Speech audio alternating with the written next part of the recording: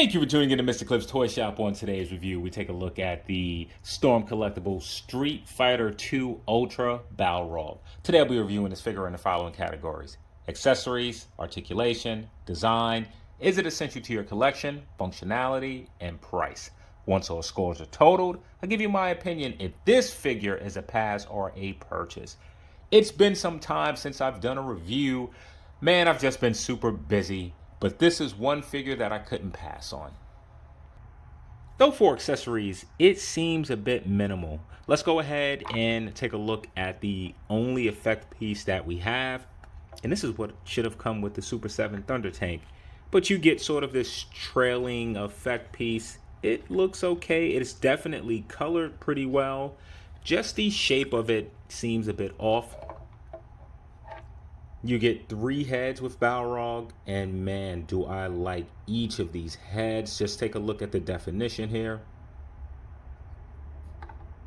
And typically with the beat up face, I haven't liked them much, but this is really done well. It's just not one of the regular scopes. You have an entirely new scope, bruises, swelling, blood, knocked out tooth. Oh man. And then in addition to that, you get a third head, which also looks great. I don't know which one I like the best. Actually, you get 4 heads in total. I'm saying third as it's 3 here. I don't know which one I like best, but I do love that you get this additional torso. And just like with Storm Collectibles, the top overlay is soft. Now, if you notice something that's missing, it's hands. I guess Balrog wear boxing gloves, so maybe it wasn't the need to include additional hands. So for accessories, I'm going to give Balrog a 10 out of 10. So for articulation, the head, wow, is able to look way back, even with no neck. It's definitely able to look down. It rotates side to side. Good pivot as well as shift. The arm is able to kick out to the side that much. Does rotate a full 360. You do have an upper bicep cut. Elbows are double jointed, bending in about that much. The glove is on the peg. It does rotate and go in and out. So with the torso, you have a floating A and B. Just using the upper portion, Balrog is able to move forward about that much. Backwards barely any. Using the combination of the two, he's able to crunch forward about that much. Backwards, he does rotate. Great amount of pivot. Going to the legs, they kick almost all the way out to the side. Up that much. Backwards that much. Good rotation. Next point of rotation is at the boot, pretty tight. The knees are double jointed, going in that much. The foot kicks down that much, up that much, and you do get this much rotation on the outside, this much on the inside. And you also have a hidden toe joint, which is pretty tight, flexing up that much. Also forgot to mention there is a butterfly joint collapsing forward, pretty good amount, and backwards that much. So for articulation, this is as good as it can be. I'm going to give Balrog a 10 out of 10. So for design, this figure is a thing of beauty. When I saw the promotional images, I thought to myself, this may be the best looking Storm Collectibles character to date. And having it in hand, oh, do I ever feel that that may be true. But just looking at the over-the-top haircut, which is completely ridiculous. Just taking a look at the head sculpt itself, all the features are fantastic. The pronounced chin, the jawline, the grimace in the face, the crazy eyes, and this over-the-top hairdo, which the hairline itself, the lines are sharp, and then you have some really good texturing for the hair itself. Coming down to the chest area as well as the trunks, all the colors are in line here, and there's just shading throughout, combination of blue and white. You can see all the way from the tank top down to the trunks. Looking at Balrog's arm, pronounced definition in the muscles. You can even see the veins running here, and just like the variation of color that we see along the trunks and tank top, you also see that on the flesh. The arms are done very well. And coming to the gloves, you can see a bit of weathering on the inner side here, as well as on the outside of the gloves themselves. Spinning to the back, Storm Collectibles did not gyp us on paint. And finally, coming down to the boots, each lace is painted, done well. The brown looks phenomenal. You can barely see the toe articulation here, but it is there. And then at the very bottom of the boot, you do get a separate color for the sole. So for design, I don't think Storm Collectible could have did anything better. I'm going to give Balrog a 10 out of 10.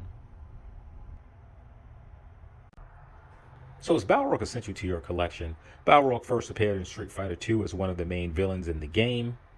The character himself was based on real-life boxer Mike Tyson. So much so that Japan had to switch his name from Mike Bison over in Japan to what we know him in the States as Balrog. Once champion turned into disgraced fighter, Balrog is now hired muscle working under M. Bison. Now, as far as toy options, you have one Balrog figure from Soto Toys, and I can say that those figures are a bit outdated. So if you are looking for a new and improved Balrog, this is probably the one that you want. So as far as being essential to your collection, I'm going to give Balrog an 8 out of 10. That's going to come to haunt me at the end of this. So for functionality, Balrog clearly passes the stand test. Just bringing him closer, I really like the way that Storm Collectibles does the upper torso. It is very soft, allowing it to flex over the stiffer plastic, as well as not scratch or rub paint usually. And also the trunks are soft as well. I wouldn't mind if they would have went with realistic or fabric, as they're doing with Baki. But for this character, maybe I can understand why with all of the shading, maybe that wouldn't have come out so well on the trunks. So with Balrog, he doesn't come with many items, no swappable hands. He does come with another torso, which I really don't want to put on. However, I will, especially being that we have the butterfly caps here. So really all I have to do is just pop this off and swap out the arms. With some pressure applied, I was able to remove the top torso. I'm going to apply that same pressure and remove the arms. The right arm was a bit tough taking off. The left one came off a lot easier. Not something that I would want to swap often, so make a decision on which one you prefer, which torso you prefer. Man, take a look at this guy. I had some troubles getting this arm reattached. Man, does that toe articulation really benefit this figure? Now, I will admit that I wish we had additional arms. This way we wouldn't have to do the reattachment of the arms to the torso. Small ask. So for overall functionality, not a lot of accessories to put on Balrog. So I'm going to give Balrog a 10 out of 10.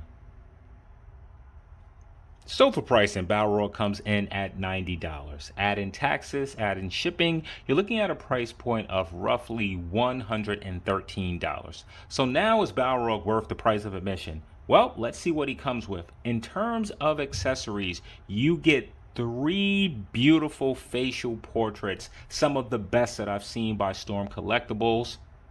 In addition, you get a separate torso to be able to use on this figure, even though I really wouldn't recommend swapping them out too often. Now, while Balrog isn't a character that comes with effect pieces, you do get a trailing effect, which is better than having nothing, and it is painted very well. Now, I will admit, what it feels that's missing from this package are additional hands. We usually get so many hands with Storm Collectibles. To have a figure come without any feels off. However, this figure has boxing gloves. Could we've gotten a pair that were a bit expressive with a thumbs up? Perhaps.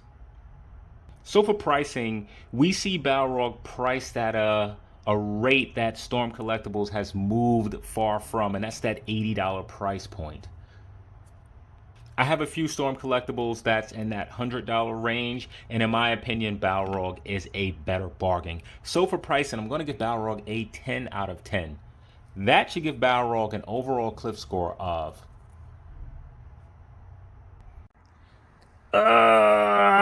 nearly a perfect score. Why couldn't you have been more important to the franchise? So now is Balrog a pass or a purchase? I'm not going to even waste time here. This brings us closer to completing that Core 2 Street Fighter group. This figure is an absolute purchase. He is amazing. He is probably Storm Collectibles' best figure of the year. I know it's more that's coming out. He's probably Storm Collectibles' best figure to date. And I'm saying that about a character that I had no attachment to in the Street Fighter series. I'm telling you here and now that this figure will certainly make my top of the year. There is no way that there are going to be 11 figures better than this one. Absolutely no way. So this is an absolute purchase. Just Balrog alone. Here he is next to the DC Superpowers. I think that's what it is, 5-inch line. Here he is next to the Revelations Trapjaw. Here he is next to a Marvel Legends female. McFarlane's Warhammer. Over here is the Marvel Select Apocalypse. Over here is the Storm Collectibles Death Adder. I just picked that one up. I reviewed the first version. Here is Storm Collectibles Orochi, which I started this review months ago. Don't know what happened there. That is going to conclude this video. I want to thank you for tuning in to Mr. Cliff's Toy Shop. I hope to see you during the next episode.